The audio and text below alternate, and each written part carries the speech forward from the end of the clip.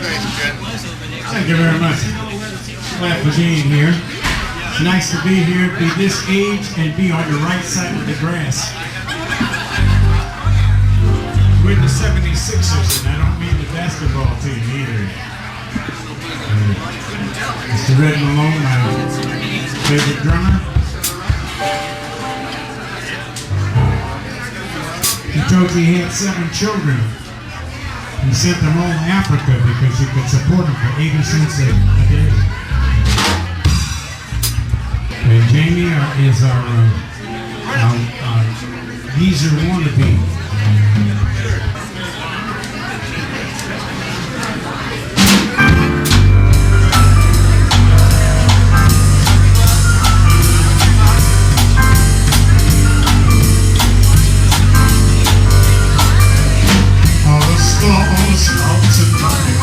I don't know if it's about your right, for I only have eyes for you.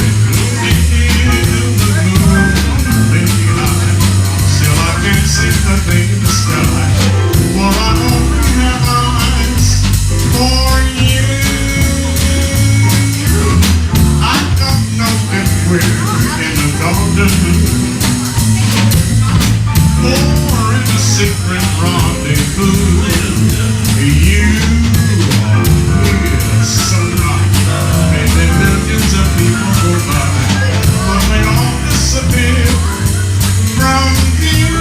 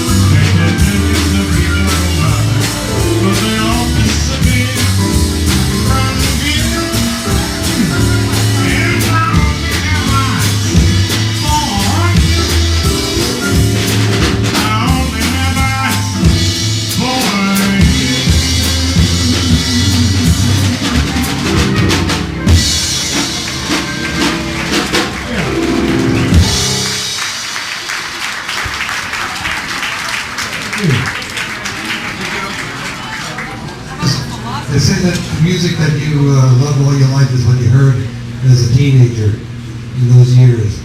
And as a teenager, what I heard was the pop music of the day, which was jazz, swing, and then the bebop and so on. And I really loved it, but my life took me another direction, and I got away from music for a long time. And then back in about 1979 or so, 25 years later, I was able to get back to music, and to my surprise, I found that all that stuff was still around. And it's people like Ralston and Red and Don that have perpetuated this music. You can hear the music that was great in the 50s, and you hear it today, and it doesn't sound that different. This music is kind of eternal, and it's because people like these guys that whatever the fashions were, whatever happened, they kept that really great music going, and they kept it going. They passed it on to their children, Molly, Donnie, and so on, so there's another generation. I play with people now who are 20 years old, and they play that same music, and everybody loves it.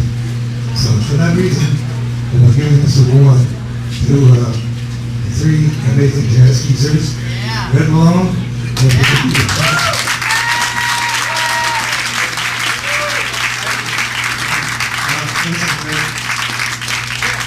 Isn't that goes with it? And Donna Caslin.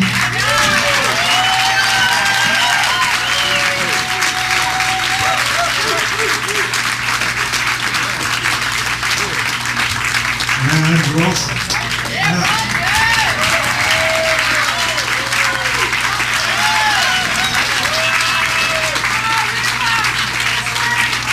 Back to a personal note. When I was growing up, the hero of all jazz lovers was Billy Eckstein. People used to wear his shirt, flares, and the Windsor knotted tie. And it's a total equal of Billy and Herb Jeffries and all those guys. And today they call me Billy next time.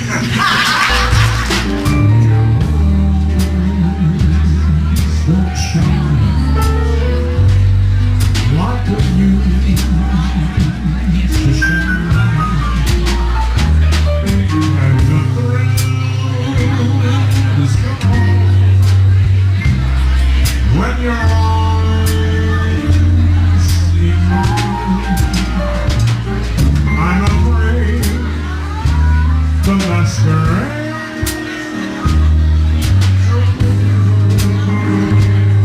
It's all over.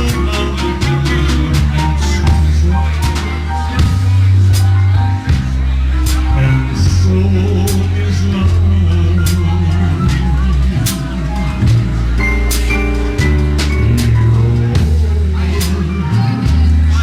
Don't mean what they used to mean. They were once inside. Now they're just routine. I'm afraid the masquerade is over.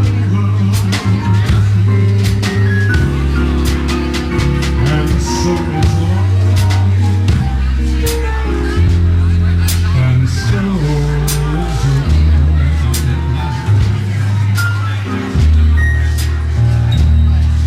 I guess I'll have to play Pagliacci and get myself a clown's disguise and learn to laugh like Pagliacci.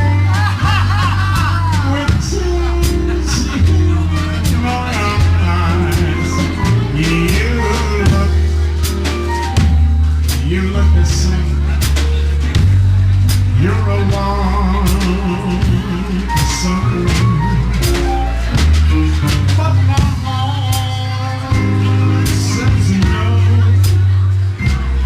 No, you're not. You're not the same. I'm afraid the masquerade is over. It's all over, and so is love,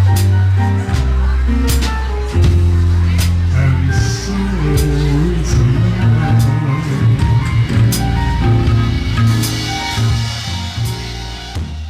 I have had the honor of playing with these three gentlemen for the last 6 or 7 years and even more, and that the one thing that rubbed off on me the most about them is what happens outside the music.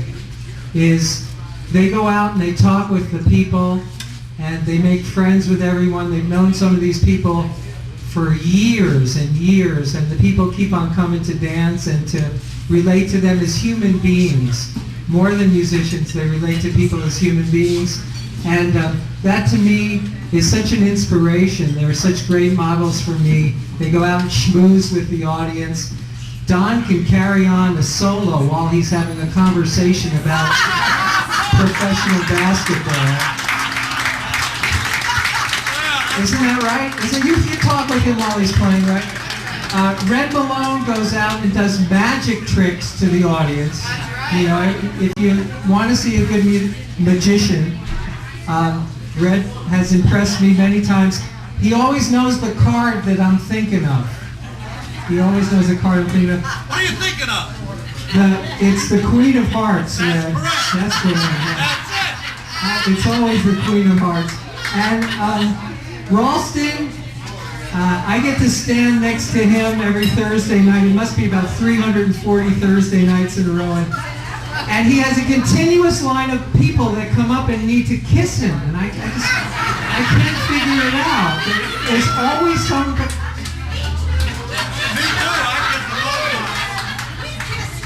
Yeah, I know. I'm getting a little of a trickle down. And so, I just want to tell you that my heart is really full with the love that these gentlemen have shared with me personally.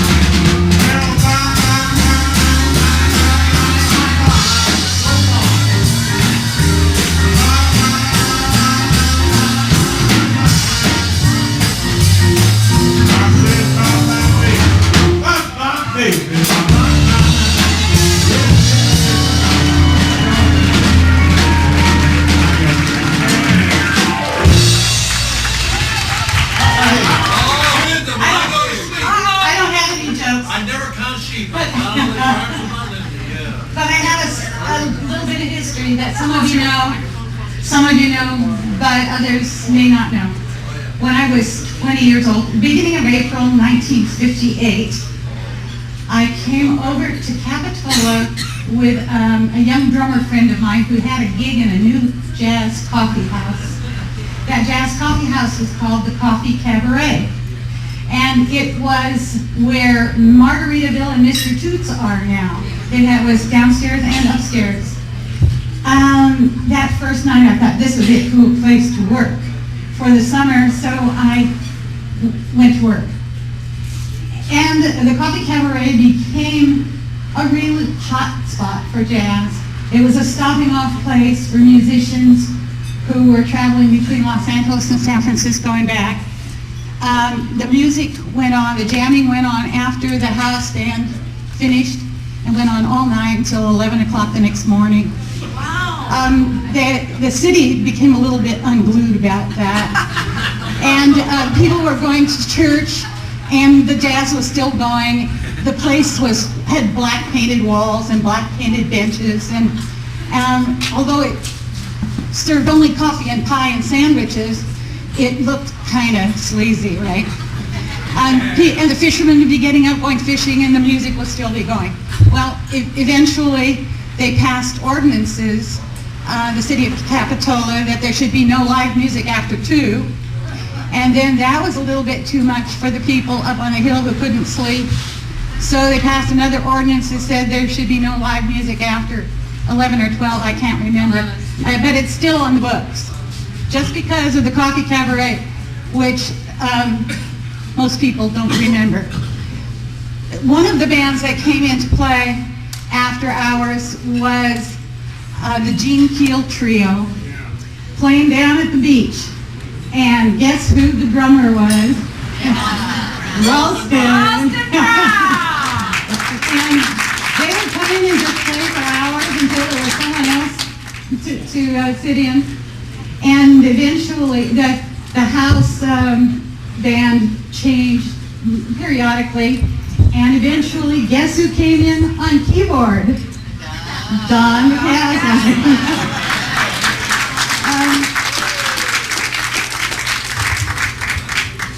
It was a wonderful time. I'm going to cry. But, You didn't tell him I hit on you, did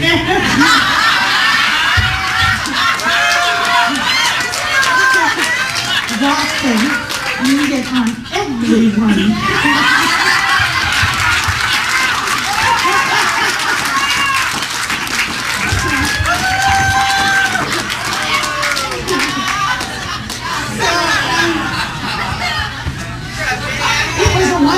Wonderful young life, 3 years of my young life.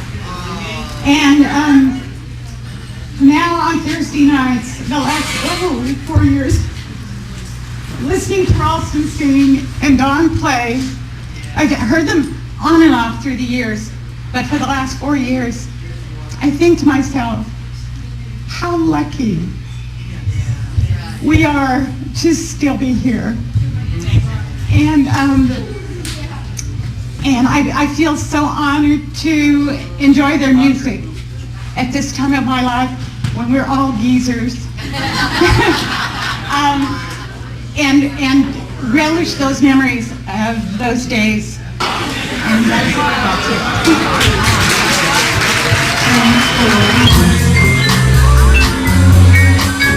Oh, I'm in the Wayback Machine. It's 1972, and I'm in front of the house.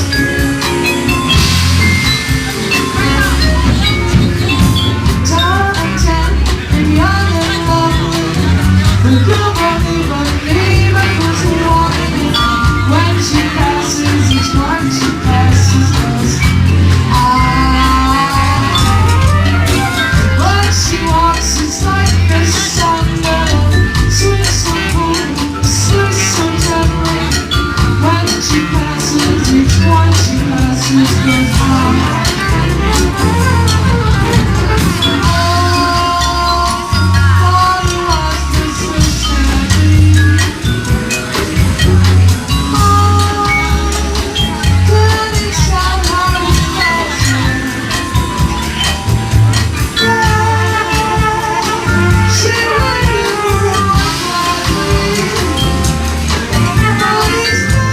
she walks dizzy. She looks for everybody. Top and ten, good believe it was a warning. When she passes, she smiles. She doesn't see.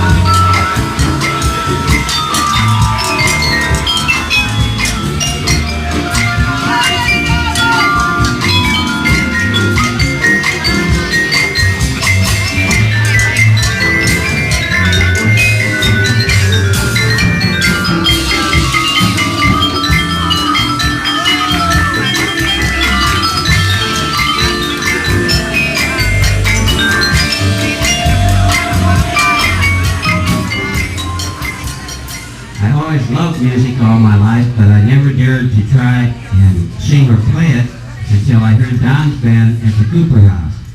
And so Don made a lifelong dream of mine come true just by doing what he does every day. And I went up, it took me 3 weeks to get my courage up, but I went and asked if I could sit in and sing a song. And he said, sure. And then it was James Taylor's Fire and Rain. We both like James Taylor. His first album had just come out. And afterward, Don says, we've been thinking about adding a vocalist. How would you like to join the band? So it was really a dream come true, and we're still dreaming that dream 30-some years later on. And Ralston has always been my hero, both vocally and sartorially. If you've ever seen Ralston dressed up, it's worth taking a picture of. And besides being a very dear man. And as far as Red, I think that the drummer is really the hub of the wheel.